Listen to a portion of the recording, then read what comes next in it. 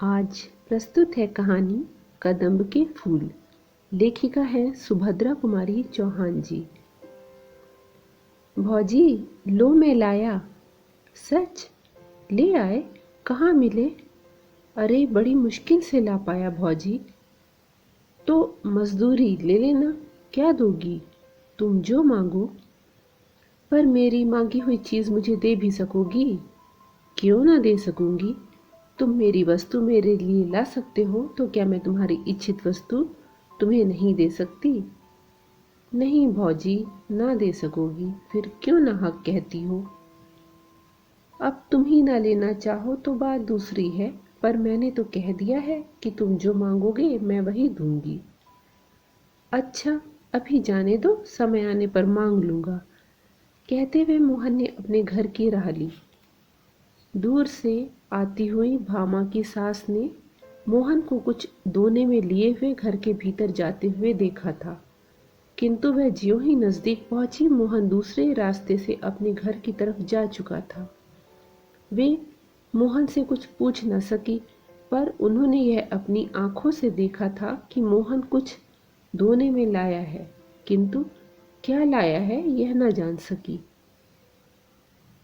घर आते ही उन्होंने बहू से पूछा, मोहन दोने में क्या लाया था? भामा मन ही मन मुस्कुराई, बोली, मिठाई।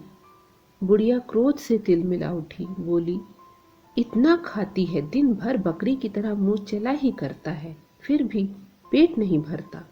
बाजार से भी मिठाई मंगा मंगा के खाती है। अभी मैं ना देखती तो क्या तू कभी बतलाती? भामा मुस्कुराते हुए बोली, बतलाती क्यों? कुछ बतलाने के लिए थोड़ी ही मंगवाई थी। क्या मैं घर में कोई चीज ही नहीं हूं? तेरे लिए तो मिठाई के लिए पैसे हैं। मैं 4 पैसे दान दक्षिणा के लिए मांगू तो सदा मुंह से ना ही निकलती है। तेरा आदमी है तो मेरा भी तो बेटा है, क्या उसकी कमाई में मेरा कोई हक ही नहीं? मुझे तो 2-4 सूखी रोटी छोड़कर कुछ भी ना नसीब हो, और तू मिठाई मंगा मंगा के खाए। कर ले जितना तेरा जी चाहे, भगवान तो ऊपर से देख रहा है, वह तो सजा देगा ही। भामा मुस्कुराते हुए बोली, क्यों कोस रही हो माँ जी? मिठाई एक दिन खा ही ली तो क्या हो गया? अभी रखी है, तुम भी ले लेना। चल रहने दे, अब इन मीठे पुचकारों से किसी और को बहकाना। मैं तेरे हाल सब जानती हूँ, तू समझती होगी कि तू जो कुछ करती है वह कोई नहीं जानता। मैं तो तेरी नस नस पहचानती हूँ। दुनिया में बहुत सी औरतें देखी हैं, पर सब तेरे तले तले। भामा मुस्कुराते हुए बोली, सब मेरे तले तले ना रहेंगी तो करेंगी क्या? मेरी बराबरी कर लेना मामूली बात नहीं है। मैं ऐसी वैसी थोड़े हूँ। चल चल, बहुत बड़प्पन ना बघार, नहीं तो सब बड़प्पन निकाल दूंगी। भामा अब कुछ चिढ़ गई थी, बोली, बड़प्पन कैसे निकालोगी माँ जी, क्या मारोगी? माँ जी को और क्रोध आ गया और बोली, मारूंगी भी तो मुझे कौन रोक लेगा? मैं गंगा को मार सकती हूँ, तो क्या तुझे मारने में मेरा कोई हाथ पकड़ लेगा? मारो, देखूं कैसे मारती हो। मुझे वह बहू ना समझ लेना जो सास की मार चुपचाप सह लेती है। तो क्या तू भी मुझे मारेगी? बाप रे बाप, इसने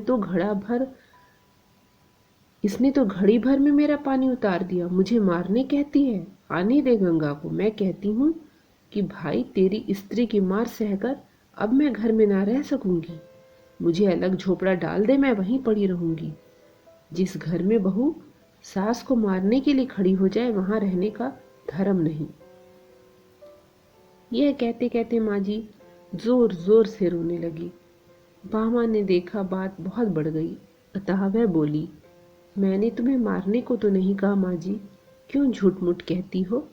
हाँ, मैं मार तो चुपचाप किसी की ना सहूंगी, अपने माँ बाप की नहीं सही तो किसी और की क्या सहूंगी? चुपचाप ना सहेगी तो मुझे भी मारेगी ना, वही बात तो हुई। यह मखमल में लपेट लपेट कर कहती है, तो क्या मेरी समझ में नहीं आता?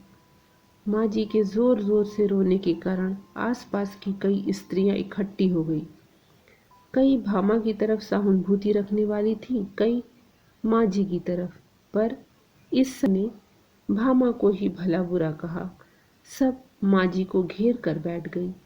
भामा अपराधिनी की तरह घर के भीतर चली गई। भामा ने सुना माँ जी आसपास बैठी हुई स्त्रियों से कह रही थी, आप तो दोना भर भर मिठाई मंगा मंगा कर खाती हैं, और मैंने कभी अपने लिए पैसे धेले की चीज़ के लिए भी कहा तो फौरन ही टका सा जवाब दे देती है, कहती है पैसा ही नहीं है। इसके नाम से पैसे आ जाते हैं, मेरे नाम से कंगाली छा जाती है। किसी भी चीज़ के लिए तरस तरस के मांग मांग के जीभ घिस जाती है।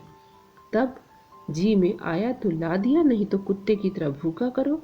यह मेरा इस घर में हाल है। आज भी दोना भर मिठाई मंगवाई है, मैंने जरा ही पूछा तो मारने के लिए खड़ी हो गई। कहती है मेरे आदमी की कमाई है, खाती हूँ, किसी के बाप का खाती हूँ। क्या उसका आदमी है तो मेरा भी तो बेटा है। उसका 12 आने हक है तो मेरा 4 आने तो होगा ही। पड़ोस की एक दूसरी बुढ़िया बोली, राम राम, यही पढ़ी लिखी होशियार है। पढ़ी लिखी है तो क्या हुआ, अकल तो कौड़ी के बराबर नहीं है। तुमने भी 9 महीने पेट में रखा बहन, तुम्हारा तो 16 आने हक है। बहू को बेटा माँ के लिए लौंडी बना कर लाता है, वह तुम्हारे पैर दबाने और तुम्हारी सेवा करने के लिए है। हमारा नंदन तो जब तक बहू मेरे पैर नहीं दबा लेती उसे अपनी कोठरी के अंदर ही नहीं आने देता। अपना ही माल खोटा हो तो परखने वाले का क्या दोष बहन, बेटा ही सपूत होता है तो बहू आज मुझे मारने दौड़ती। गंगा प्रसाद गांव की प्राइमरी पाठशाला के दूसरे मास्टर की जगह के लिए उम्मीदवार थे। 17.5 रुपए माहवार की जगह के लिए बेचारे दिन भर दौड़ धूप करते। इससे मिल उससे मिल ना जाने किस किस की खुशामद करनी पड़ती थी। फिर भी नौकरी पाने की उन्हें बहुत कम उम्मीद थी। इधर वे कई मास से बेकार बैठे थे। भामा के पास कुछ जेवर थे जो हर माह गिरवी रखे जाते थे और किसी प्रकार काट कसर करके घर का खर्च चलता था। भामा पैसों को दांतों तले दबाकर खर्च करती। सास और पति को खिलाकर स्वयं आधा पेट ही खाकर पानी से ही पेट भरकर उठ जाती। कभी दाल का पानी ही पी लिया करती, कभी शाक उबालकर ही पेट भर लिया करती। रुपए पैसों की तंगी के कारण घर में प्रायः रोज ही इस तरह कलह मची रहती। जब गंगा प्रसाद जी दिन भर की दौड़ धूप के बाद थके हारे घर लौटे तब शाम हो रही थी। आंगन में उनकी माँ उदास बैठी थी। बेटे को देखा तो नीची आंख कर ली, कुछ बोली नहीं। गंगा प्रसाद अपनी माँ का बड़ा आदर करते थे, उनका बड़ा ख्याल रखते थे। जिस बात से उन्हें जरा भी कष्ट होता वह बात वे कभी न करते थे। माँ को उदास देखकर वे माँ के पास जाकर बैठ गए। प्यार से माँ के गले में बाहें डाल दी। पूछा, क्यों माँ, आज उदास क्यों हो, क्या कुछ तबीयत खराब है? नहीं, अच्छी है। कुछ तो हुआ है माँ, तू उदास है। अब माँ जी से ना रहा गया, फूट फूट के रोने लगी। बोली, कुछ नहीं, मैं आदमी औरत में लड़ाई नहीं लगवाना चाहती, बस इतना ही कहती हूँ कि अब मैं इस घर में नहीं रह सकूंगी। मेरे लिए अलग झोपड़ा बनवा दे, वहीं पड़ी रहूंगी। जी में आवे तो खर्च भी देना, नहीं तो मांग के खा लूंगी। क्यों माँ, क्या कुछ झगड़ा हुआ है? सच सच कहना। आज ही क्या है, यह तो 30 दिन की बात है। तेरी घरवाली ने मोहन से मिठाई मंगवाई, वह दोना भर मिठाई मेरे सामने लाया। मैं ज़रा पूछने गई तो कहती है, हाँ मंगवाती हूँ, खाती हूँ, अपने आदमी की कमाई खाती हूँ, कुछ तुम्हारे बाप का तो नहीं खाती। जब मैंने कहा कि तेरा आदमी है तो मेरा भी तो बेटा है, उसकी कमाई में मेरा भी तो हक है, तो कहती है कि तुम्हारा हक जब था तब था, अब तो सब मेरा है। ज़्यादा बोलोगी तो मार के घर से निकाल दूंगी। तो बाबा, तेरी औरत है, तू ही उसकी मार सह। मैं मांग के पेट भले ही भर लूं, पर बहू के हाथ की मार ना खाऊंगी। गंगा प्रसाद अब ना सह सके, बोले, बहू तुझे मारेगी माँ? मैं ही ना उसके हाथ पैर तोड़कर डाल दूंगा। कहते हुए हाथ की लकड़ी उठाकर बड़े गुस्से से भीतर गए। भामा को डांट कर पूछा, क्या मंगाया था तुमने मोहन से?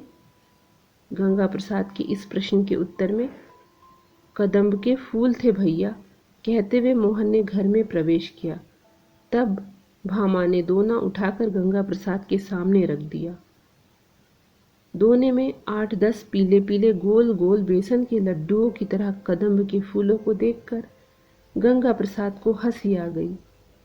मोहन ने दोने में से एक फूल उठाकर कहा, कितना सुंदर है यह फूल भौजी। ये थी कहानी कदम्ब के फूल। अगर प्रस्तुतिकरण पसंद आई हो तो लाइक कर दीजिएगा। चैनल पर नए हो तो सब्सक्राइब कर लीजिएगा। धन्यवाद।